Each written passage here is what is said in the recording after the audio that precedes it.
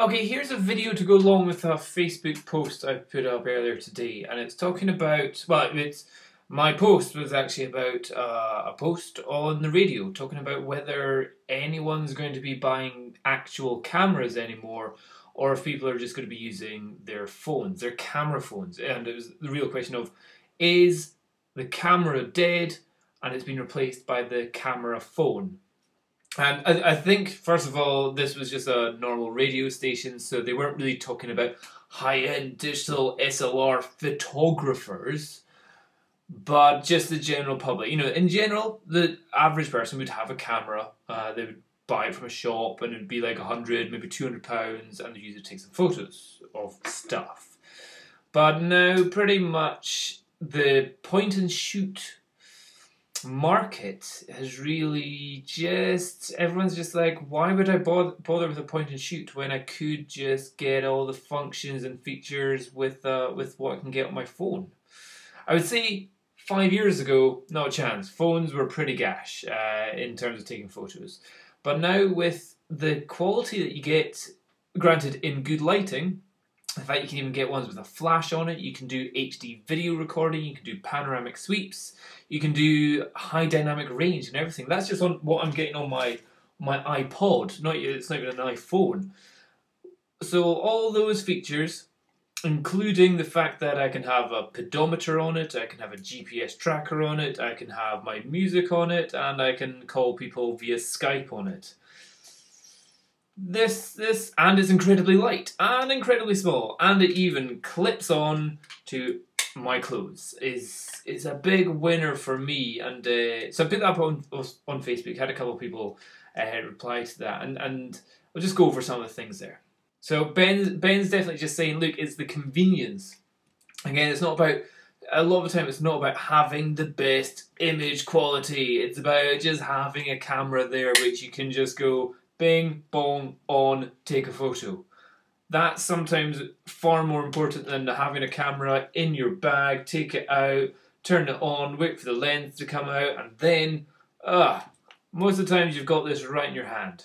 Andrew, however, is saying that they think that the camera part on most phones is an afterthought, and I would say not anymore. I don't really think it is. I think it's definitely a major selling marketing feature which a lot of companies, especially was it Lumix, they are really putting effort into turning their phones into really good cameras. So I would say in the past it was definitely an afterthought because it was just like, it was something that they could stick on, it was pretty crap. But now the fact that you're able to get fairly decent quality and numerous features with it, that I think it's definitely a major aspect of phone design.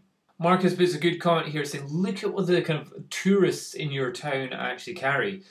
And pretty much in Edinburgh, what I see is almost everyone with a big black digital SLR stuffed in their face, or doing the whole photographer crouch kind of shot, which always makes me laugh. But yeah, I would say generally the tourists over here, I would see most of the time, there's always one in the group that's got a digital SLR hanging from their neck, and they're the registered photographer for the group that they're with. Well, like I was just like, it's got a bunch of mates. There's usually one guy with a camera, and the rest are all just doing it on their phone. And then Lewis is saying that with Lumia. Okay, did I say Lumix or Lumia? Lumia phone, the 1020. I think it's the 1080 that's out now, saying that the camera's brilliant. You can do everything from change white balance to your shutter to your, well, maybe not your aperture, but certainly you can even get raw formats in your camera phones as well now. So that's pretty awesome. You can't get that in every point and shoot camera. Somebody else is saying that point and shoots are used as vlogging cameras. I don't think they're really used that much, because again, with the vlogging part, getting good audio quality is quite important as well, and the ability to attach it to certain places instead of just always holding it out like that.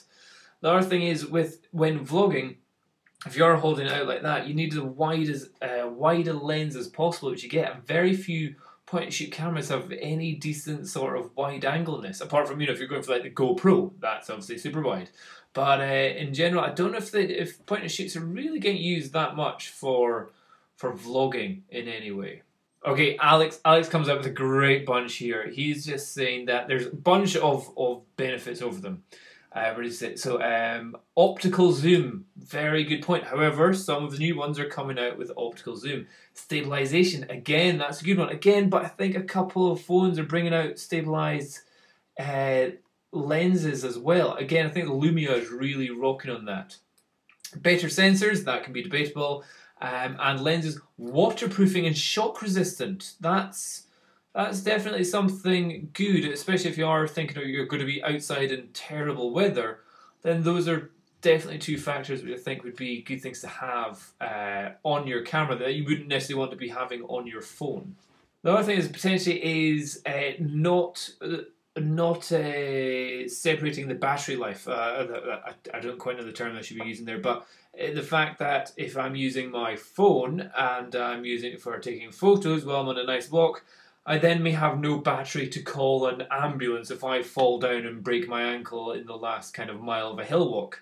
So you kind of want to, maybe in some cases, you kind of want to go, I'm going to have something for taking photos, another thing for emergency phone calls. So definitely there is that other kind of thing there. But generally for tourism, walking around town when your hotel is just at the end of the road and go charge up anywhere, don't know if that's always a game changer. So anyway, just opening this out to the rest of you out there, my opinion at the moment is if somebody asked me, Dom, do you want to invest shares in the point and shoot industry?